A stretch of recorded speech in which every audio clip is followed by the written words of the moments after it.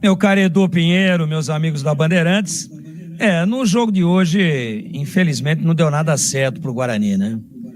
Para mim, a equipe acabou sendo mal escalada.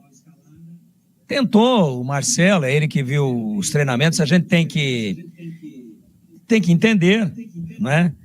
Tem que respeitar as decisões, mas por volta aí de 18h30, quando o Breno deu, ainda dentro do Esporte em Debate, o programa de esportes da Bandeirantes, da tarde e noite, deu o time, eu falei, olha, eu não concordo.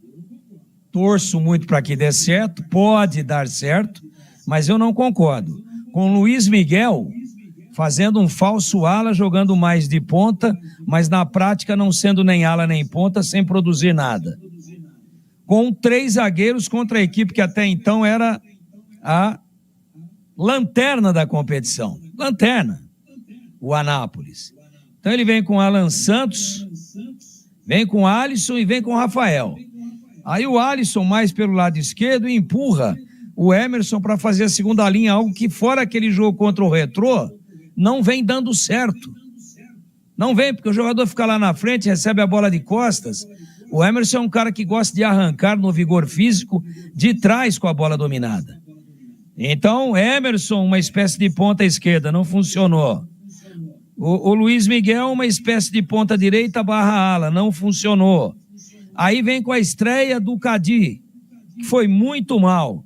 Caio Melo, mobilidade zero, também está na hora de ser revista a titularidade desse moço. Já faz algum tempo que não vem jogando absolutamente nada. E aí o prestígio inabalável do Isaac vem para o jogo. Mas era o que o Isaac? Um segundo armador de meio campo? Ou um segundo atacante para não deixar o Bruno Santos sozinho? Já que os outros dois, que teoricamente eram os atacantes, o Emerson pela esquerda e o Luiz Miguel na direita, não rendiam e ainda jogavam em cima da linha. Então, antes da bola rolar, a gente sentiu que o desenho ia ser esse e que não foi a opção mais feliz, mas respeitamos. Aí entra em campo a arbitragem com 20 segundos de jogo. Lance de expulsão, claríssima, do número 5, André. Uma entrada criminosa para cima do Brunão, do Bruno Santos. O juiz ensabonetou para lá, ensaboou para cá, vasilinou para lá e deu só amarelo. Erro grave de arbitragem. Isso a 20 segundos do primeiro tempo.